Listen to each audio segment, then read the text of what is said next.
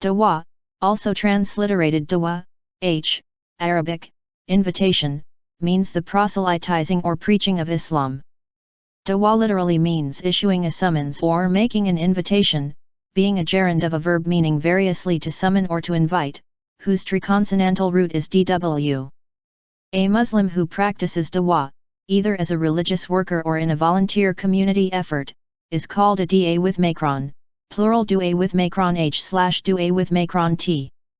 A da'ah with macron is thus a person who invites people to understand Islam through dialogue, not unlike the Islamic equivalent of a missionary inviting people to the faith, prayer, and manner of Islamic life. The term dawah has other senses in the Qur'an.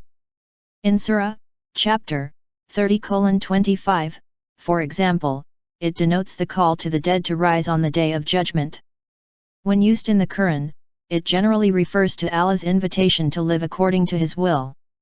Thus, when used in the first centuries of Islam, it usually referred to that message and was sometimes used interchangeably with sharī and dīn.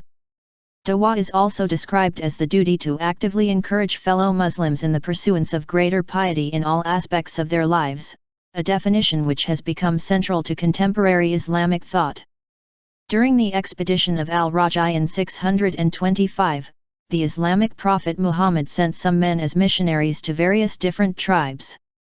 Some men came to Muhammad and requested that Muhammad send instructors to teach them Islam, but the men were bribed by the two tribes of Huzaymah who wanted revenge for the assassination of Khalid bin Sufyan, chief of the Banu Layyan tribe.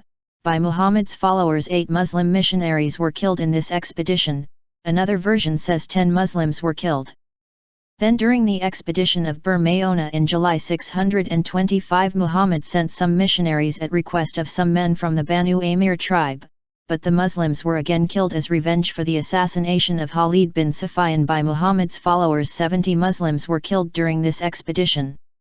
During the expedition of Khalid ibn al-Walid, Banu Jadhimah, in January 630, Muhammad sent Khalid ibn Walid to invite the Banu Jadhimah tribe to Islam. This is mentioned in the Sunni Hadith Sahih al-Bukhari, 5:59:628.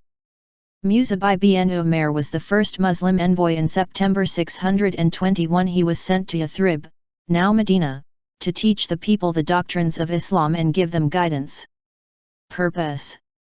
In Islamic theology, the purpose of dawah is to invite people, both Muslims and non-Muslims, to understand the worship of Allah as expressed in the Qur'an and the Sunnah of the Prophet Muhammad and to inform them about Muhammad. Dawah as the call towards Allah is the means by which Muhammad began spreading the message of the Qur'an to mankind. After Muhammad, his followers, and Ummah, Muslim community, assumed responsibility for it. They convey the message of the Qur'an by providing information on why and how the Qur'an preaches monotheism. Proselytism. The importance of dawah has been emphasized many times in the Qur'an. Who is better in speech than one who calls to Allah, does righteous deeds and says, "Indeed I am among the Muslims." Qur'an, Surah 41, Fussilat, Ayah 33. You are the best nation raised up for humankind. You enjoin righteousness, forbid corruption, and you believe in Allah. Qur'an, Surah 3, Al-Imran, Ayah 110. Let there arise among you a group inviting to all that is good, enjoining righteousness and forbidding evil. Those are the successful ones. Qur'an, Surah 3, Al-Imran, Ayah 104. Call to the way of your Lord with wisdom and good preaching.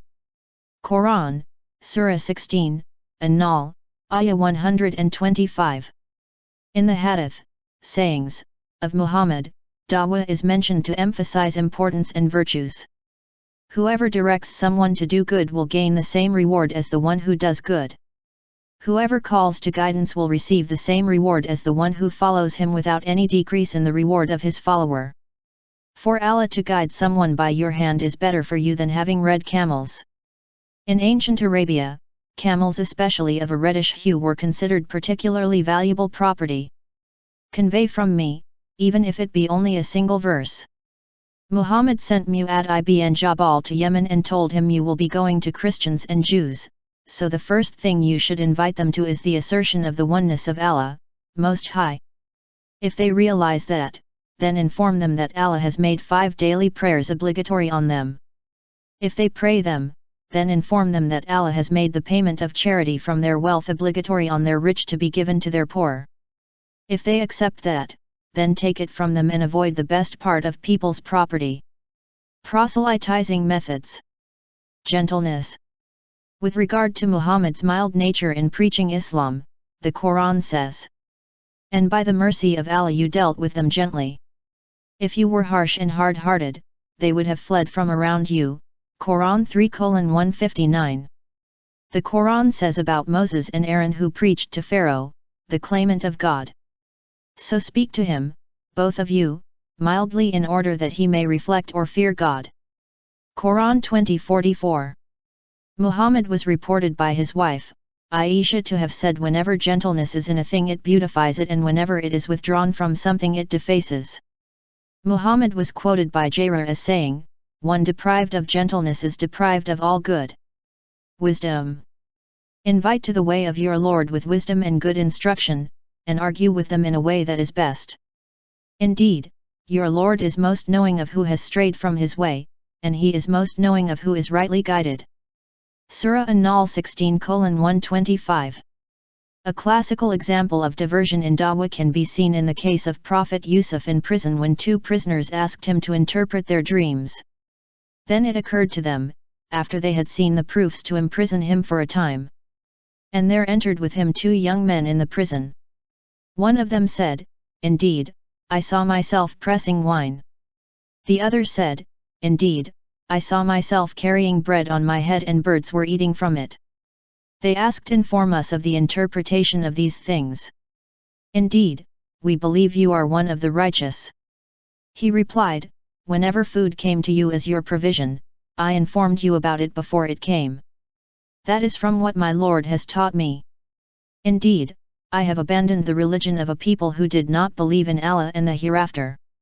And I have followed the religion of my fathers, Abraham, Isaac, and Jacob, and we would never attribute any partners whatsoever to Allah. This is from the grace of Allah to us and to humankind, but most people are not thankful. O my 2 prison companions! Are many different lords better than Allah, the One, the Irresistible? You are only worshipping besides Him names which you and your fathers made up, for which no authority was revealed by Allah. Judgment belongs to Allah alone. He has commanded that you worship none besides Him, that is the upright religion, but most people do not know. O my 2 prison companions! As for one of you, he will pour wine for his Lord to drink, and as for the other, he will be crucified and birds will eat from his head. This is the case judged concerning which you both inquire. Surah Yusuf 12:35-41. Speaking a common language. I did not send any messenger except that he spoke the language of his people to explain to them. Surah Ibrahim 14:4. Location. Doing da'wah in the right location.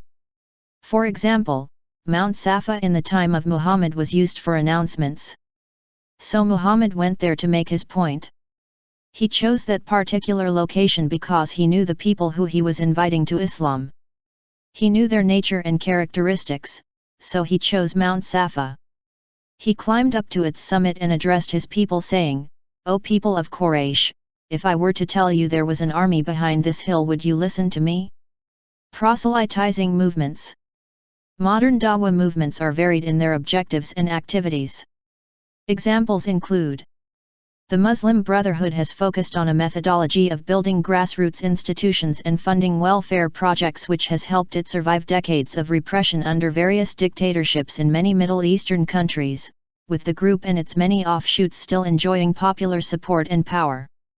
Jamaat-e-Islami has focused on presenting Islam as a complete way of life and on the methodology of building grassroots institutions and funding welfare projects. Tablighi-Jamaat works on trying to bring the Muslims back to the fundamental practices of Islam such as worship. They do this by encouraging members to speak and to teach them the virtues of good actions. The movement has a following of between 100 and 150 million people. Ahmed Deedat was a notable debater who was a revolutionary figure amongst Muslims for his effort in debating Christian polemics. Many Muslim debaters, from popular debaters to grassroots Dawah campaigners, use his books and videos as reference material. Zakir Naik was a student of Ahmed Deedat and followed in his teacher's footsteps by debating Christian polemics and by holding Q&A sessions with Christians. Zakir Naik is particularly notable for taking the effort of debating Christian polemics to the Muslim mainstream with his popular channel Peace TV. Hizb ut-Tahrir is a movement which focuses on educating the Muslim masses about Caliphate and on establishing Caliphate. IERA is a research institute based in London which seeks to debate Muslim and non-Muslim intellectuals, help new Muslims, train speakers, and produce academic research papers on Dawah issues. Deen Mohammed Sheikh Mission has converted over 110,000 Hindus to Islam in Pakistan.